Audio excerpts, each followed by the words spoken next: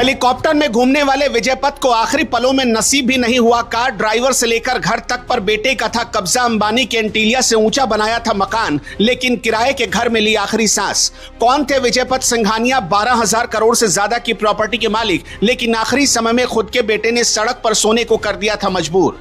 कपड़ा बेचने वाले ने घर घर तक पहुंचा दिया था ब्रांड, शादियों से लेकर सेलिब्रिटी तक की जुबान पर होता था नाम। एक सिग्नेचर से बेटे ने छीन ली थी 11,000 रुपए की प्रॉपर्टी। दुनिया को द कंप्लीट मैन बनाने वाले और रेमंड जैसे ग्लोबल साम्राज्य को खड़ा करने वाले विजय पथ सिंघानिया इस दुनिया में नहीं रहे, लेकिन जाते जाते इस दुनिया को बहुत बड़ी सीख दे गए हैं। आप पूछेंगे कैसे? उनकी पूरी लाइफ और उनकी पूरी सक्सेस जर्नी को देखने के बाद आप भी कहेंगे सचमुच समय बड़ा बलवान होता है।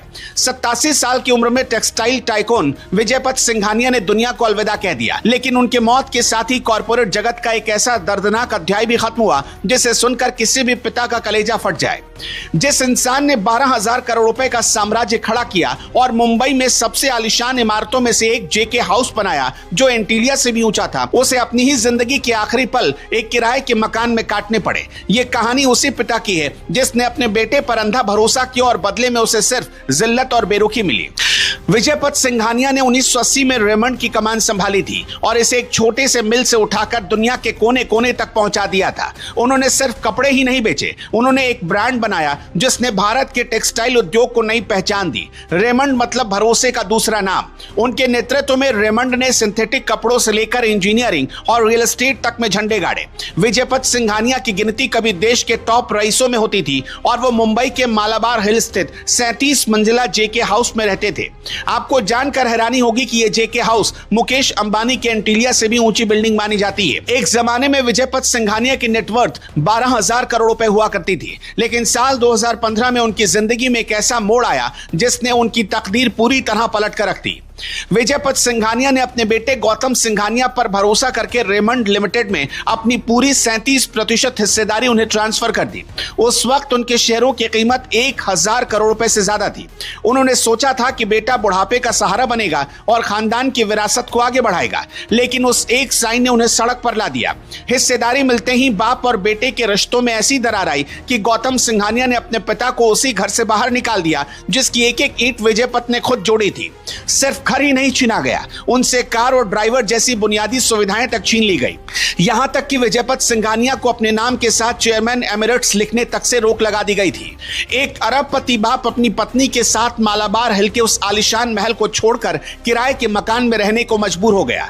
विजय पथ सिंघानिया ने खुद एक इंटरव्यू में कभी अपना दर्द बयां करते हुए कहा था कि उनका बेटा उन्हें सड़क पर देखकर खुश होता है।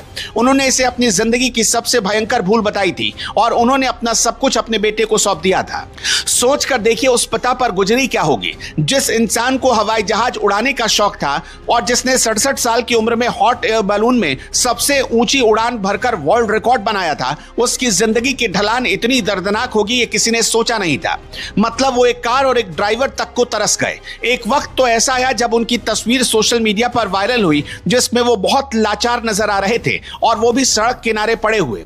विजय पथ सिंघानिया ने अपनी दौलत का बड़ा हिस्सा पहले ही गौतम सिंघानिया को दे दिया था। आज उनके बेटे गौतम सिंघानिया की नेटवर्थ 11,000 करोड़ रुपए से ज्यादा है, लेकिन विजय पथ के पास उनके आखिरी वक्त में सिर्फ यादें और अधूरापन ही बचा था जो अपनों के धोखे से मिला था। उम्र के आखिरी पड़ाव पर आने के बाद भी पिता को बेटे का सुख नहीं दे पाए गौतम सिंघानिया। विजय पथ सिंघानिया ने रेमंड के लिए फील्स लाइक हेवन का नारा दिया था, लेकिन उनकी खुद की जिंदगी नर्क से बदतर बन गई थी। उनके निधन के साथ ही भारतीय बिजनेस जगत में एक युग का भी अंत हो गया। वो एक ऐसे विरासत छोड़ गए जो आज हर घर में पहचानी जाती है, लेकिन उनकी कहानी एक चेतावनी बनकर रह गई कि जायदाद और भरोसे के खेल में अक्सर खून के रिश्ते ही सबसे बड़े दुश्मन बन जाते हैं। 29 मार्च 2026 को रेमंड मैन हमेशा के लिए खामोश हो गए और हर परिवार को एक मैसेज देकर भरोसा करने से पहले 100 बार सोचना, चाहे खून अपना ही क्यों ना हो।